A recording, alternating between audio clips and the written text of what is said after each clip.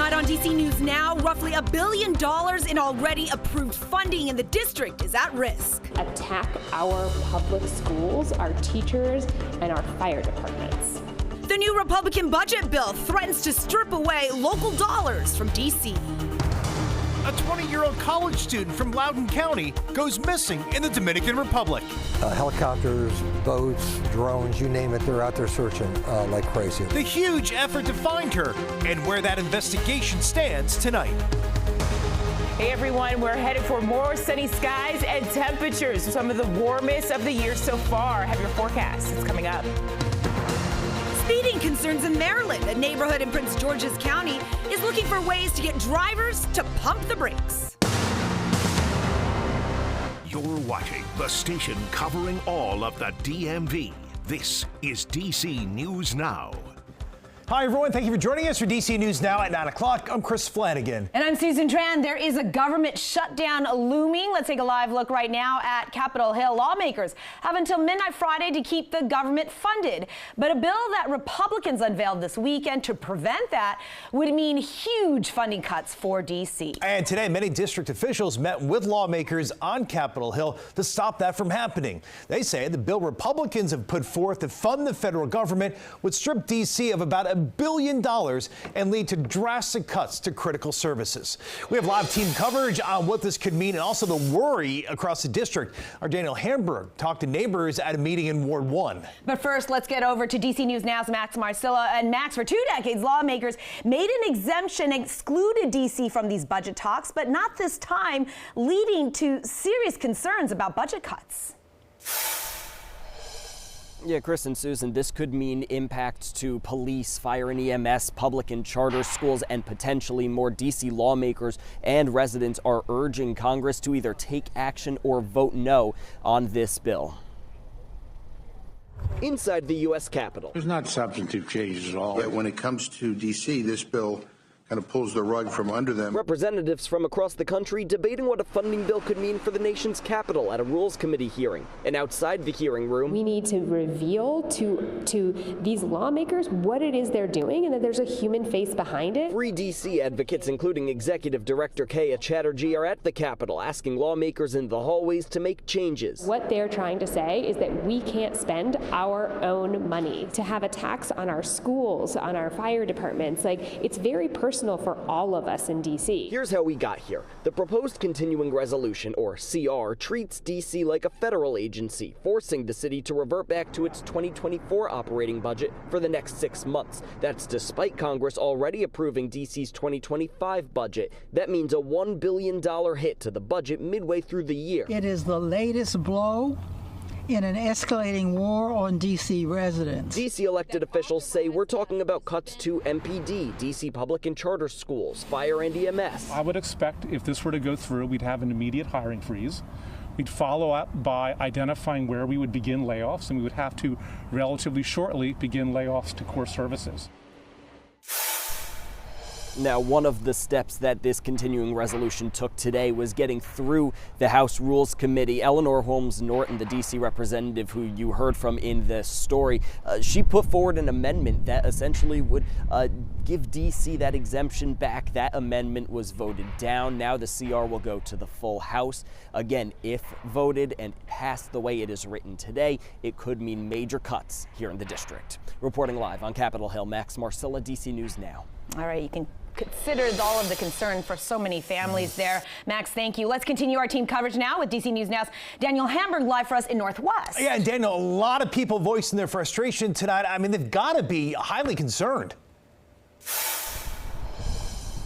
Chris and Susan, some people are definitely concerned. They're somewhat scared of what could happen if Congress goes through with this continuing resolution. Now, this meeting tonight was previously planned to talk about the issues that people are concerned about as we head into next month's budget talks, but of course what's happening on the Hill overshadowing a lot of that. Now, we can tell you in this meeting, a lot of people brought up concerns about education and housing as it relates to DC's budget decisions, but the current continuing resolution in Congress could upend any thoughts of improving those issues.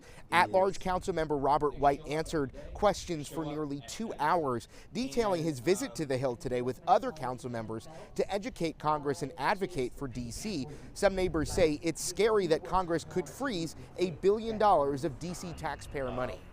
Those offices where we were able to meet with senior staff, they seemed very unaware of the information we were sharing, and my hope is that that is going to help move them in the right direction. I appreciate that the council members went up there today to try to inform members. It seems like a lot of people in Congress think this is a place that's just a bunch of buildings, but people actually live here and this is our community. To the degree that they actually want us to make DC clean and safe, they need to let us use our own funding to do that.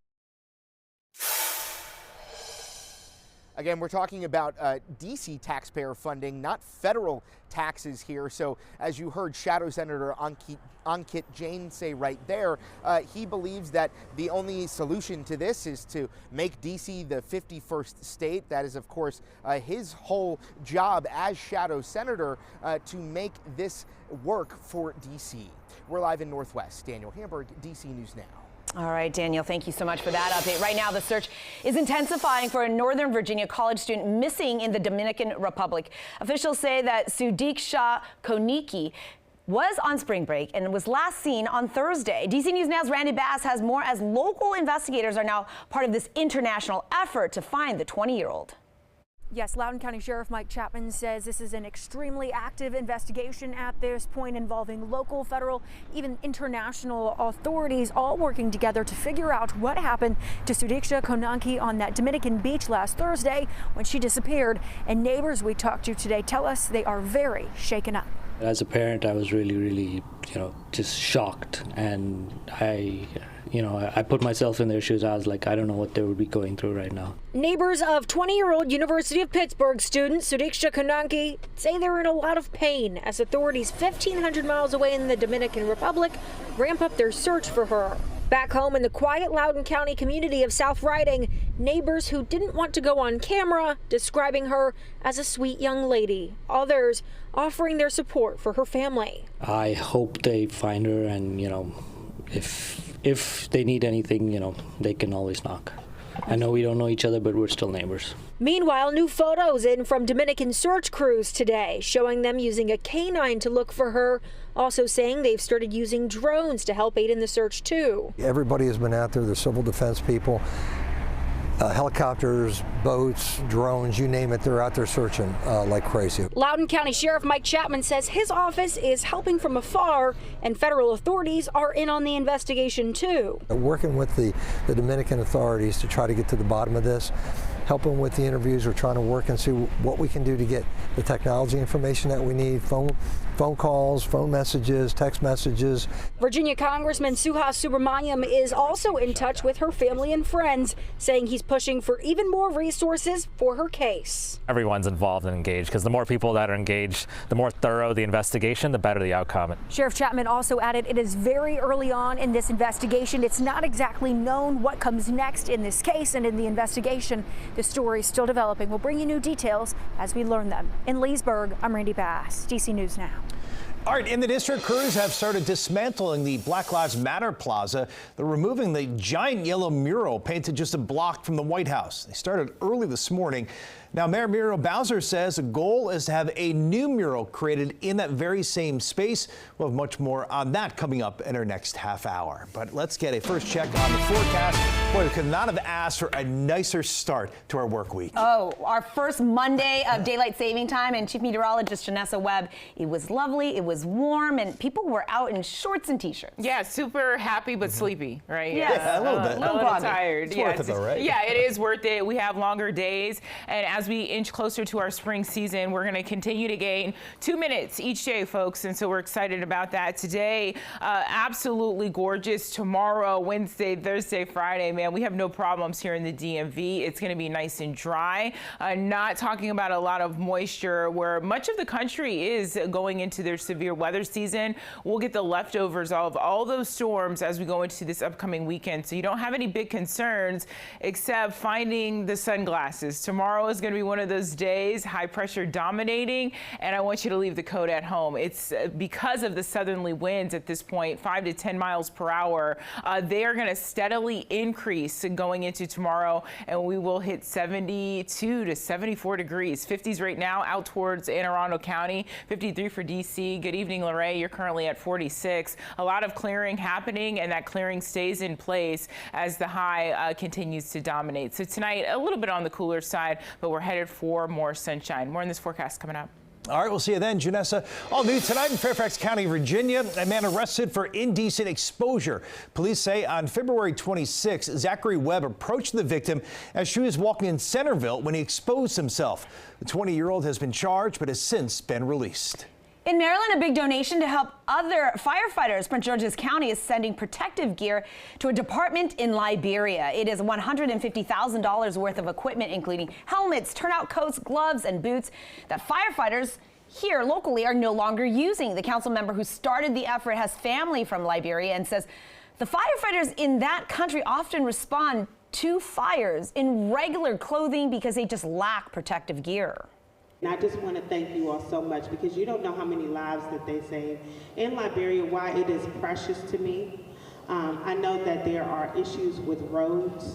There are issues with access to gear. You're talking about a country that has been for years coming from a 14-year civil war. There is a significant Liberian community in both Prince George's and Montgomery counties, which makes this effort all the more meaningful. Happening Saturday, the Rock and Roll Half Marathon and 5K are running in the district. Because of that, D.C. police are closing down a lot of roads and also banning parking. We're talking about dozens of streets with restrictions. You can find a full list on our website right now, dcnewsnow.com. Friends, we are getting closer to witnessing hockey history. Capital star Alex Ovechkin is now only 9 goals from breaking Wayne Gretzky's record for most all-time goals. Ovi scored his 886th goal in an empty netter against the Kraken yesterday. That was his 33rd of the season, and the Caps play again tomorrow night against the Anaheim Ducks. So that was the prevailing knowledge, is that when Ovi's playing, he scores. He scores, right? That's where you go to, and you have to pay the big bucks for, right? I can't believe that we are getting down to the wire. Yeah. Single digits at Hopefully this point. soon, right? Yeah.